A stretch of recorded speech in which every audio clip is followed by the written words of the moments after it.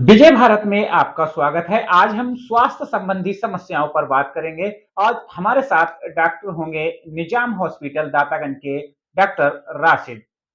तो डॉक्टर राशिद अंसारी जी से भी मैं जानकारी लेने की आज की जो स्वास्थ्य समस्याएं हैं वो किस तरह की हैं। आने वाले समय में जिस तरह से सर्दी का मौसम शुरू हुआ है, इन सर्दी के मौसम में किस किस तरह की समस्याएं उत्पन्न होती हैं। तो डॉक्टर साहब विजय भारत में आपका बहुत बहुत स्वागत है।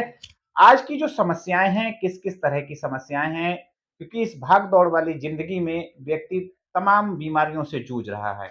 जी। अ, भाग-दौड़ की आपने बात की तो आजकल हम लोग के जो यंगस्टर्स हैं, उनमें ज़्यादातर तो लाइफ़स्टाइल डिज़ीज़ होती हैं। जैसे कि कॉमन हो गया है ऑस्टियोआर्थराइटिस की प्रॉब्लम्स हैं, सर्वाइकल स्पॉन्डिलाइटिस है, लंबर स्पॉन्डिलाइटिस है। इस तरह की प्रॉब्लम्स हमारे जीवन शैली गड़बड़ होने की वजह से शुरू हुई हैं।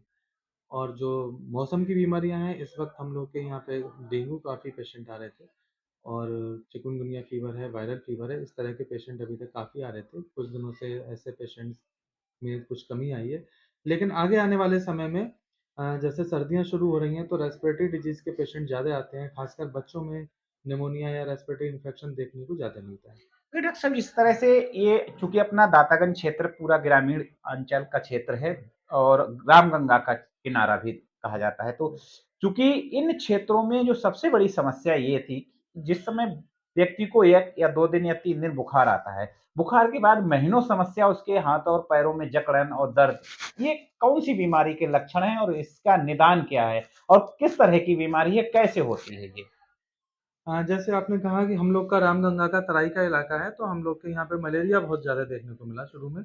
और अब तो खैर मलेरिया कंट्रोल हुआ है, काफ़ी सारे गवर्नमेंट ने अपने प्रोग्राम चलाए, उनसे बहुत हेल्प मिलती है। जो वायरल फीवर है, खासकर चिकनगुनिया में जोड़ों का दर्द देखने को मिलता है। फीवर उसमें जल्दी सबसाइड हो जाता है, लेकिन जोड़ों में दर्द है, इन्फ्लेमेशन है, रेडनेस है, लोग चकत्ते लेके आते हैं, और इस तरह की परेशानी अक्सर देखने को मिलती है। चिकनगुनिया में एक खास बात ये भी होती है कि पेशेंट्स को रिकरेंस बहुत होता है।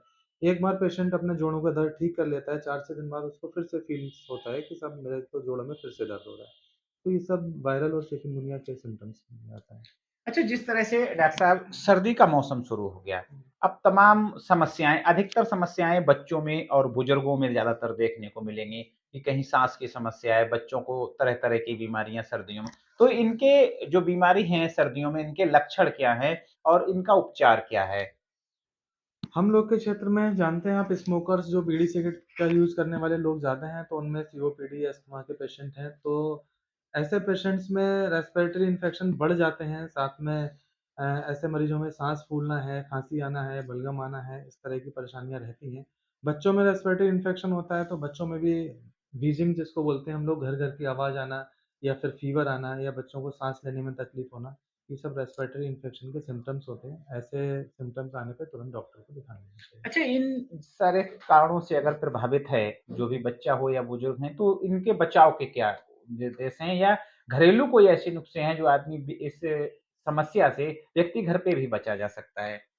हाँ, जो स्मोकर्स हैं उनको तो ख़ास चीज़ यही है कि बीड़ी सिगरेट से दूर रहना है, ख़ासकर धुएँ से, धूल-मिट्टी से। जो अस्थमैटिक पेशेंट है उनको बचना है। और बच्चों के लिए तो ये होता है कि जो इम्यूनिटी बूस्टर दवाइयाँ हैं, जैसे विटामिन सी है, ज़िंक है, इनको हम लोग ऑलरेडी ले सकते हैं। और काढ़ा वग़ैरह आता है बच्चों का देसी मेडिसिन में, तो उसका भी उपयोग करके बच्चों को इम्यूनिटी डेवलप कर सकते हैं।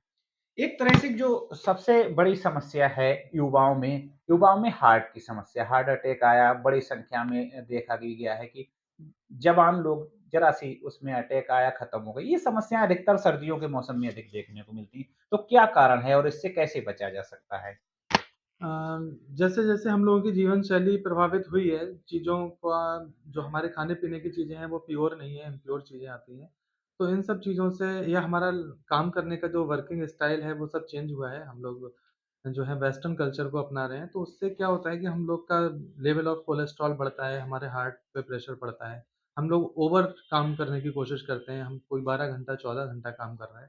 एक्सरसाइज़ का टाइम नहीं है, तो हमारा लेवल कोलेस्ट्रॉल बढ़ने की वजह से जो हमारे हार्ट की या रक्त धमनियों में डिपॉज़िट होता है, उससे हार्ट अटैक पड़ने के चांसेस ज़्यादा होते हैं। जाड़ों में हार्ट अटैक के केसेज़ बढ़ जाते हैं, क्योंकि हम लोग का इस समय पे बीपी भी बढ़ा रहता है, और फिज़िकल एक्टिविटी जाड़ों में बहुत कम हो जाती है, इसलिए ऐसे केसेज़ हार्ट वाले पेशेंट जो हैं जाड़ों में बढ़ जाते हैं। तो इनसे बचाव के लिए क्या निदान इसके क्या है? कैसे बचा जा सकता है?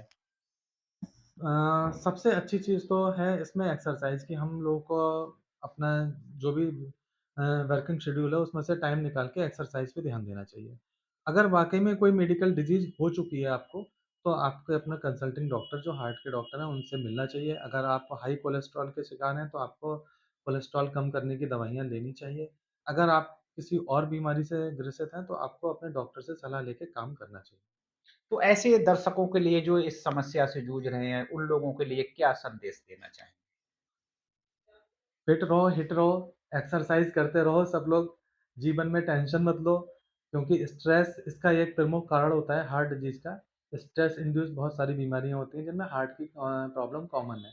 तो सबको खुश रहना चाहिए, एक्सरसाइज़ करते रहना चाहिए, योगा करते रहना चाहिए, यही हमारा जीवन में जीने का मंत्र होना चाहिए।